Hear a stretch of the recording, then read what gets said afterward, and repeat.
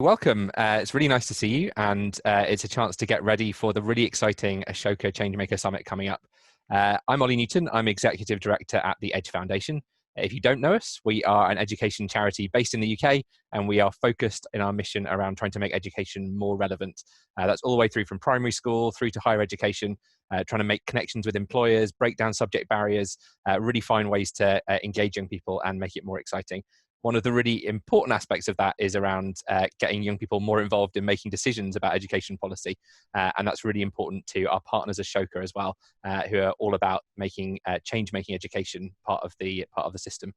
We polled teachers and parents about Changemaker Education this summer, and we asked them whether they felt that they wanted the system to help make their children change makers and give them those skills.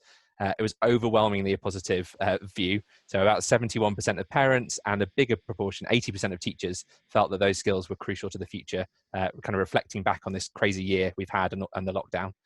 So I'll be chairing a panel talking about the importance of Changemaker education at the summit on the 17th of November. And to get you excited and ready for that, I've got two amazing guests with me today. The first is Lord Knight, and I used to work for Jim Knight when I was in the Department of Education.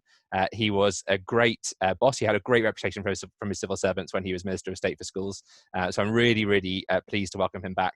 Jim is a big name in education. He's chair of one of our partner charities, Whole Education, which also has a really strong ethos around developing the whole young person through education. So it's brilliant to have you with us, Jim. I'm also really pleased to welcome Aliyah York, who is one of our amazing young change makers. Aliyah founded Pupil Power, which is a movement of young people pushing for education change. She's also taking the government to court, so watch out, Boris, for not including young people's questions in the press conferences during lockdown. So a formidable force, watch out, Jim. And without further ado, I'm going to hand over to Aliyah to talk to Jim about Changemaker Education and the future of education in the UK. Over to you, Aliyah. Thank you so much for those introductions. I'm really, really excited to be speaking with Jim today. And I have a few questions to ask you around your vision for the 21st century education system. So my first question is, reflecting upon your own experience of school as a student and then serving as a minister for schools, and now being in your current position as a role model and also a leader within education, how has education progressed or even regressed? Great question. I was lucky enough, in a way, to, my parents, neither of whom went to university, but they were educated at a time when you could join the professions through getting qualifications while you worked. My dad was an articled accountant, and he became a chartered accountant, but without going to university in those days.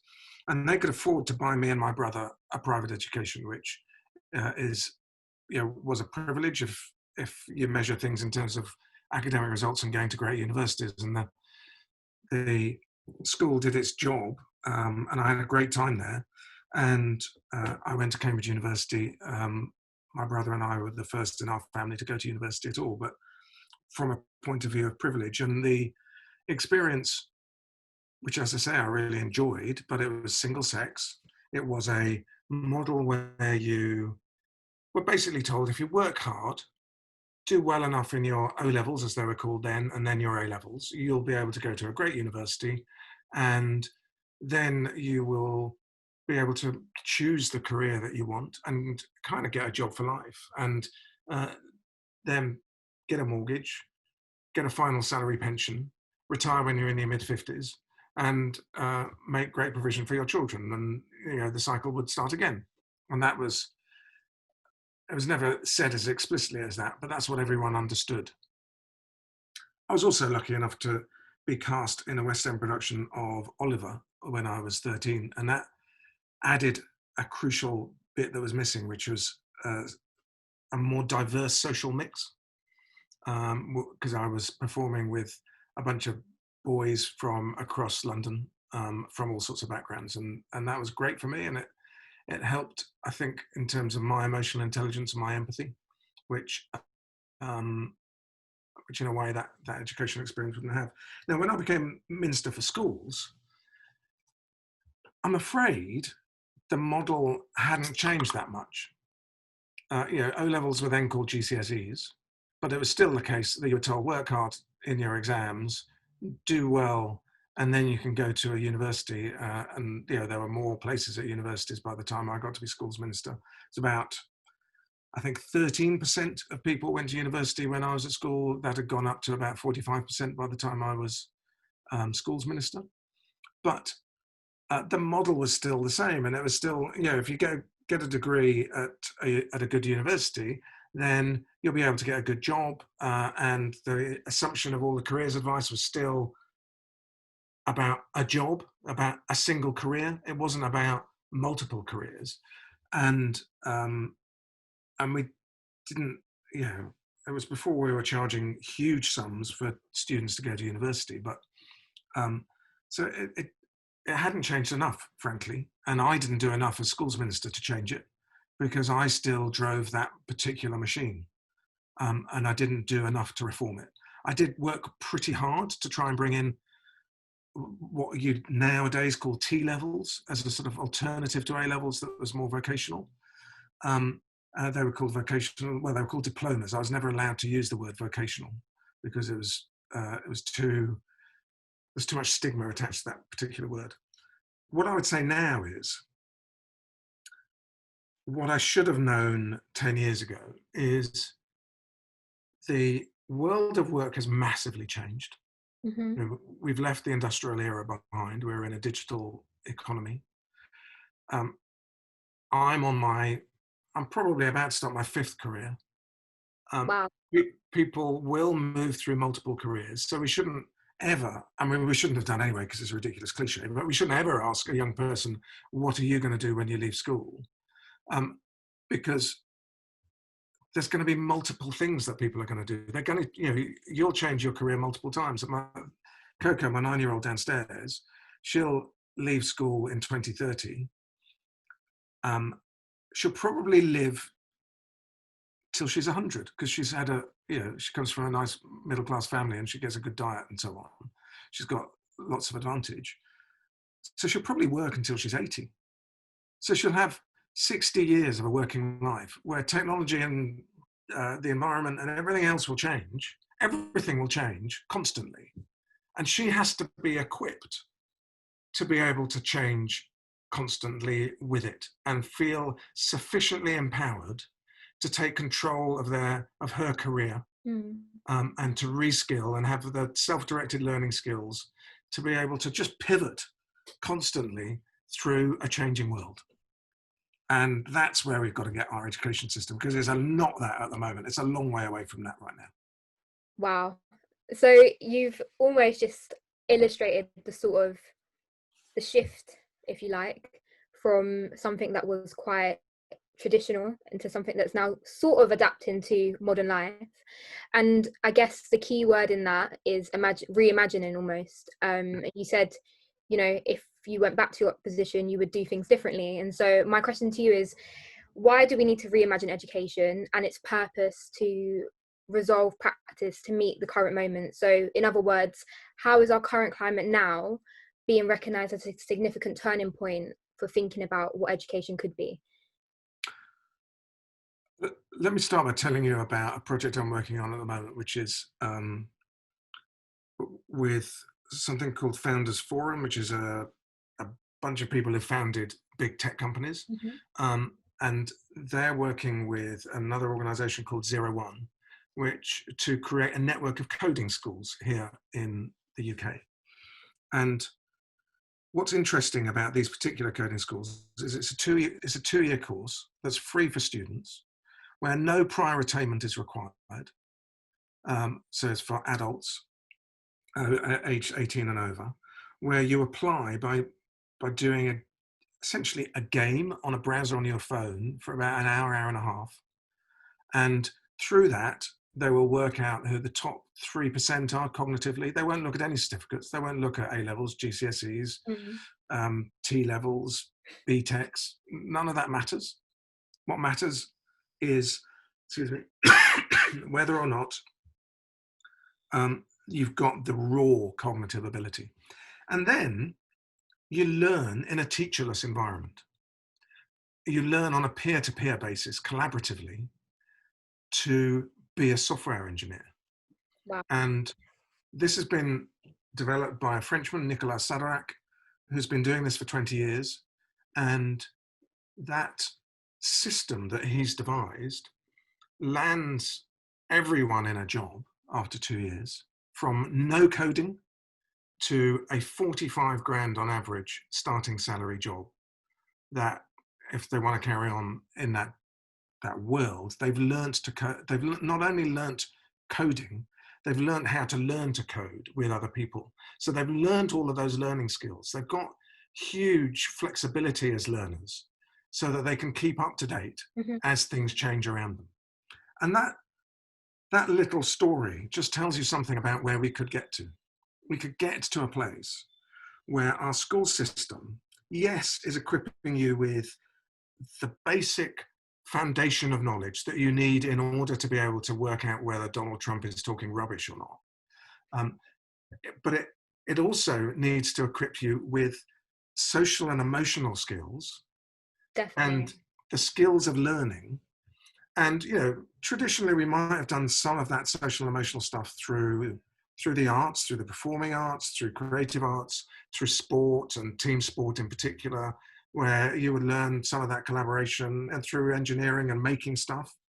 So we need to have a more rounded curriculum, but we also need to give young people more of a voice and more experience and experiences around starting things together, making change together, starting social enterprises together, designing things that they then are assessed on the basis of their exhibition of those things by showing them off, rather than some kind of exam on a tiny little table with paper and pen in a big sports hall, which is a skill that you'll never ever use again.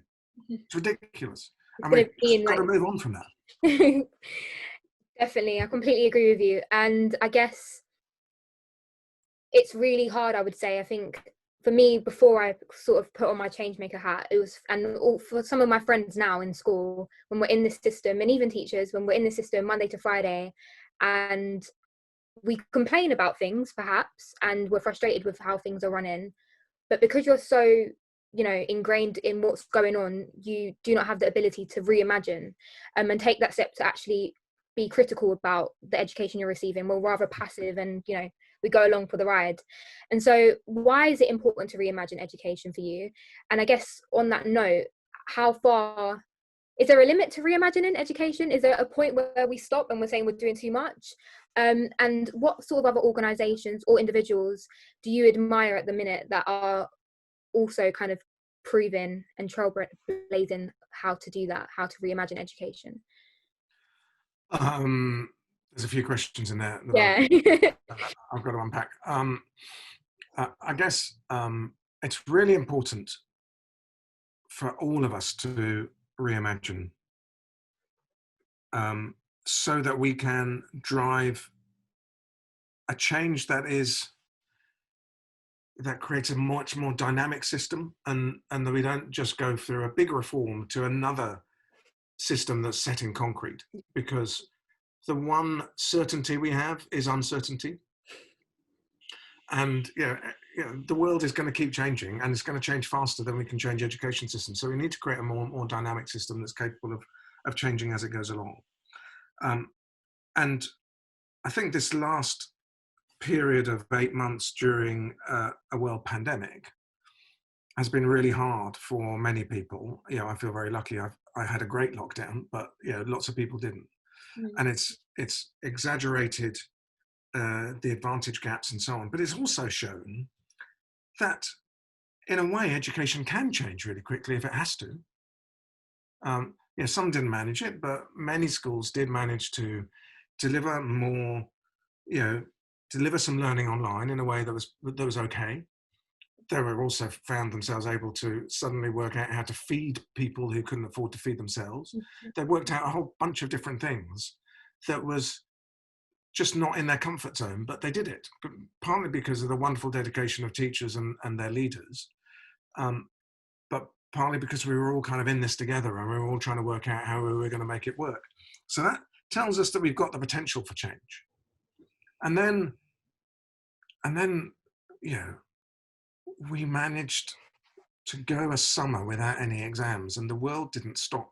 No, we're still breathing. We're still And, surviving. and we should hang on to that and go, well, I mean, personally, I think we need some kind of public examinations at the end of schooling at 18. I don't really see why we need GCSEs at 16. The school system spends probably about £3 billion on exams, on testing. We don't need to spend that amount of money, and we don't need to lose all of that time in preparing for exams either. We can spend that on learning stuff and loving learning stuff. Yeah, one of the great things about 0-1's coding schools is they have to force the learners to go home and have a sleep because they want to be there all the time, because they're really enjoying it, because of the nature of the design. Schools should be like that.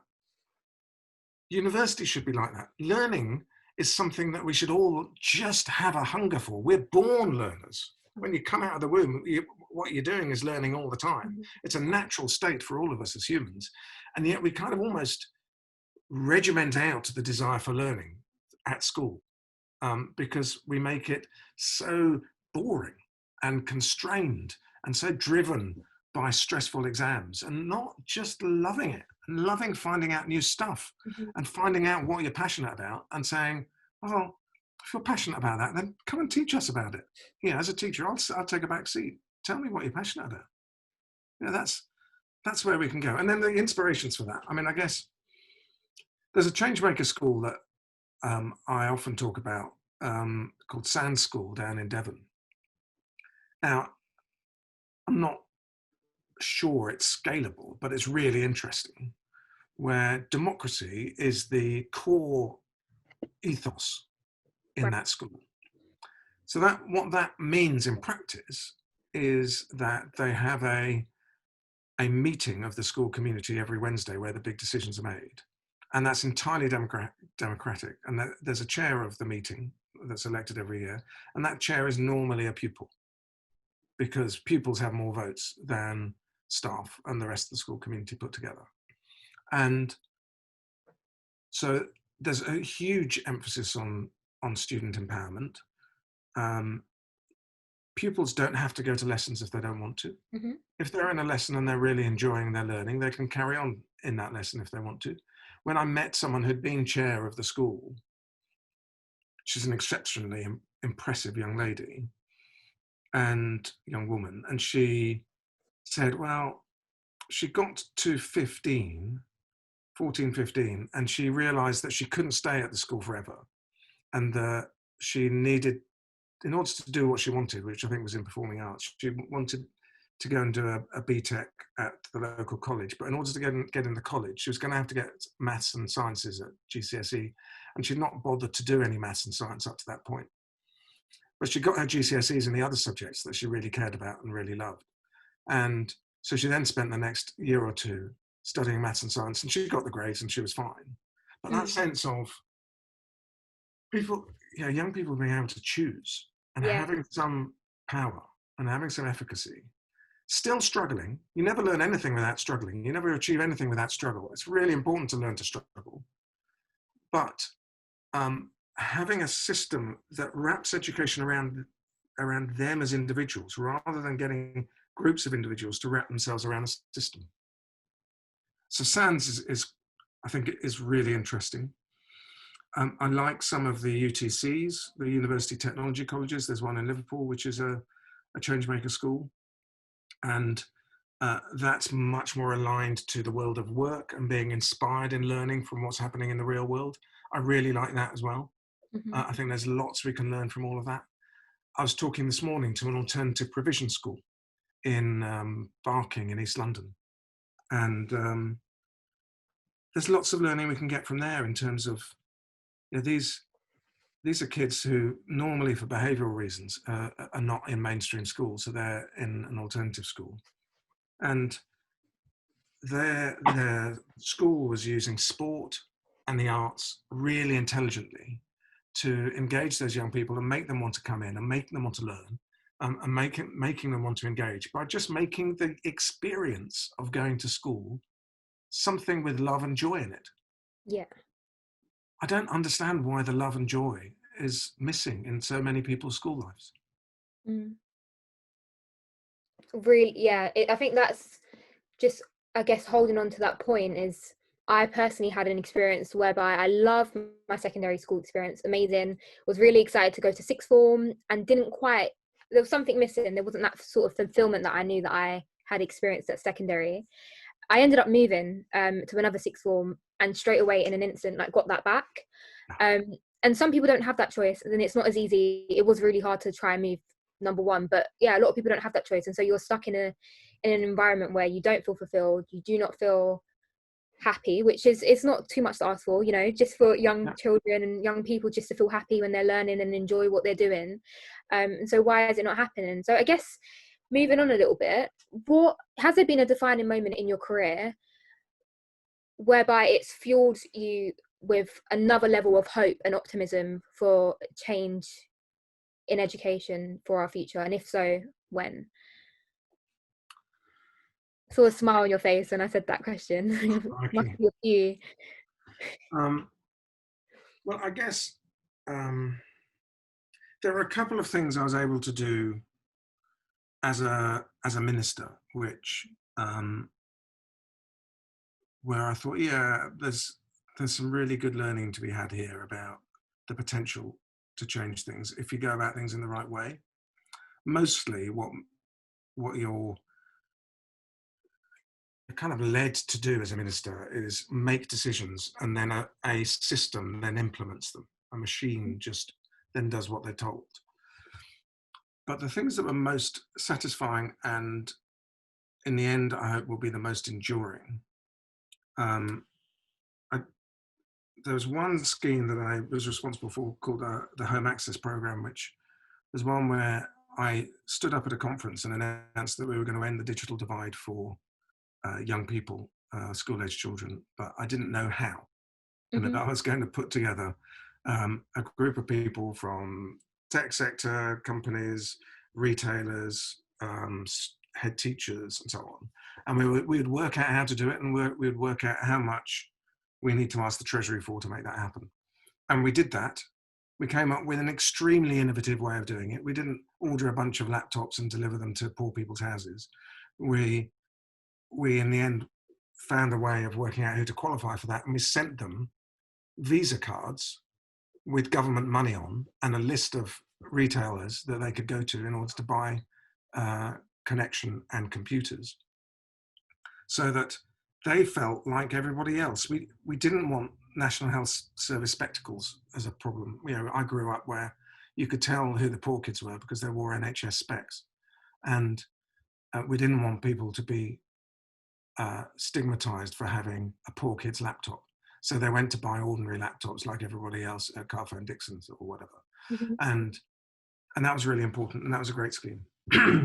And that was done through collaboration and through consultation and through properly engaging people. And similarly, I had the UK Youth Parliament came to see me, having done a big survey of young people. I think they talked to over 20,000 young people about the quality of sex and relationship education, and that the rise in teenage pregnancy, the rise in sexually transmitted infections and so on was down to really poor, inconsistent quality of SRE in schools. And I went along to see Ed Balls, who was my boss at the time, and said, we've got to do something about this. And he said, I agree with you, but you know, you're going to have to pull together the various faith groups, because lots of faith groups run schools and they would have a view on this, some of them not sympathetic, and find a way to get them to agree. And I would recommend that you chair a group with them, but co-chair it with a member of the Youth Parliament. And having young people in the room kept those people honest. And in the end, we were able to get agreement across all of those people to get the change. And that change is now coming into schools. Now, we had a few hiccups along the way caused by general elections, but we got there. And that equally told me you can do some really hard things. You can, you know, you have to struggle. But if you're open and honest with people and you engage with them properly, then you can make the change happen. And then the final thing I'd say as an inspiration was, I think probably after I'd finished being schools minister, or towards the end, my friend David Putnam invited me to a dinner where the speaker was a guy called Ken Robinson. Now, Ken sadly died a couple of months ago, but he is the most popular TED talker in the world. You know, his TED talk's been watched millions and millions of times. And it's exactly about education needing to change and to be more creative and to bring the creativity in and to move on from the industrial era. And he was the first one to articulate it really clearly in my mind.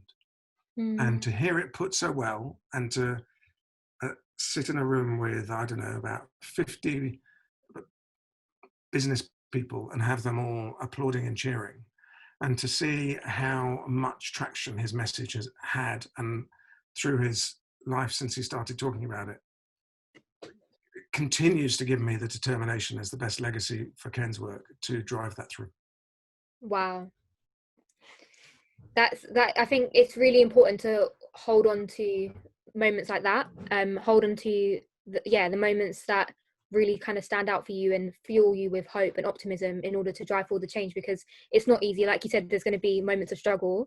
And so on that note, what practical advice as a leader and a force for change would you give to any young change makers, and actually change makers of all ages, and how can they turn that theory into action? Because I think you might agree with me, in lockdown there was a lot of conversations, a lot of online events, all the talking, and now we're back into the system. We need to convert that conversation into action. So what practical advice would you give people? I would say you can't do it on your own. So find your allies. Be really clear what you're not going to compromise on, because you will have to compromise. So that means asking some questions of yourself around values and around why you're doing this, what the problem really is. Keep asking yourself, what's the problem? What's the real problem? No, but what is the real problem? You know, there's different ways of asking that same question. And then understand the people who don't agree with you. We live in a sort of catastrophically divided country and a divided world where we've stopped listening to each other. And it's much harder to create change if half the people are against you. So if you can listen to people who don't necessarily agree with you and work out what is going on there, what is their real problem, what's their real problem, and see whether or not you can meet them somewhere halfway. And then the change will happen. Some pretty good advice. Really, really cool advice. And I guess that point of sort of meeting in the middle, or at least meeting as close as you can do with the people that oppose, is really important, because a lot of people tend to, you know, have a point of view or have an opinion on something and then almost dodge and run the other way when they realize that people disagree with them, and almost when they do make allies, they just stay with their allies and they just speak amongst their own groups. But I think it's really, really important to push through to the people that perhaps you don't meet eye to eye with. And so now I think this is one of my favorite questions personally. When I speak with people, again, with all ages, with young people, with adults, in all different settings, I emphasize the word of having a solution and almost taking action on something. Let's not talk, let's create action. And so now we've had this sort of conversation, and we've got to know a little bit more about you and the work that you're doing and your commitment to educational change. What is your pledge for driving forward change for, I think from now, our conversation now, me and you sitting here on this afternoon, to the end of this year, based upon what we've spoken about today? Well, what I have started to focus on now as part of trying to drive this is, next year is COP26 in Glasgow, so that's the big intergovernmental conference around climate change. And I am committing myself, quite a lot of my time now, to working with those organizations that are already working around trying to get agreement agreement at COP26 for the right to climate education for everyone. Partly, and so I want to help convene some of that, and to help bring some of those organisations together, because in part what that will do, and I specifically want to build a community of teachers committed to climate change and to helping young people become more active around that issue. But what I think that can do is it can help young people be more active citizens. And climate change is a way into all sorts of other things. You know, there's the old John F. Kennedy line, the soundbite, ask not what your country can do for you, but what you can do for your country. In a way, there's a version of that, which is ask not what climate change can do for you, but what you can do, or what you can do for climate change, but what climate change can do for you. Because climate change can unlock a lot of jobs. Climate change can unlock a lot of healthier lifestyles. And, you know, if we look after our personal well-being by eating more healthily, by thinking about our food more clearly, then food is the biggest contributor to climate change. If we lead more sustainable lives, there's a lot we can do, and we should be learning about that. And I'm really determined that I want to work with the Climate Action Project, that is a huge global movement started by a teacher in Belgium, that I want to work with Project Everyone and the World's Largest Lesson, who are engaging the UN around some of these things, with Educate, who are doing some great work around educating and training teachers in this area, with Teach for the Future, which is a young people's movement around climate change, and a bunch of others, and help make sure that we're all working together and that we're properly engaging teachers, because I see, yeah, teaching is the biggest single profession in the world. There's 80 million teachers globally. And if we could get teachers as great influencers of young people, and through them influencers of parents, to align around this issue, we can change the world. 100%. 100%. You mentioned Teach the Future, who we do a lot of work with, and there's some Teach the Future members that are also Pupil Power members, and also you mentioned UK Youth as well. So it's really amazing, honestly, to hear that you're engaging with young people and the groups out there that are also striving for that change. And again, the key word of connecting, it's so kind of magical what we can do when we connect together. So my final last question to you is, in 3 words, what is your vision for education in the 21st century? Flexible, broad, and empowering. And I think that's where we can end it. Thank you so much for this conversation. It was a pleasure. And I hope that people feel left empowered, inspired, and almost prompted to step out there and put themselves in uncomfortable positions in order to be comfortable in the long term. Thank you so much. Thank you, Aliyah. It's fantastic. Jim, Aliyah, thank you both so much. You probably didn't notice because you were both involved, but whilst you were talking, it got dark. But I think my day just got a little brighter from listening to you both. So thank you so much. You can find out more about Changemaker Education at the Changemaker Conference, which is taking place on the 17th to the 19th of November this year at ashoka.org. You can find out more about Aliyah's amazing movement at the Pupil Power on Twitter. Go and follow her. She's amazing and she needs your support. And Jim mentioned the really important area of climate change and environmental education. That's going to be the topic of Edge's Christmas lecture this year. That's going to be on the 9th of December. And we're going to be welcoming Sir Tim Smith, who's the founder of the Eden Project, to talk about his views on that very issue. So come to edge.co.uk to sign up for that. Jim, Aliyah, thank you so much for your time, and looking forward to working with you both to achieve Jim's excellent 3-word vision for education. Thanks very much. Thank you very much. Thank you.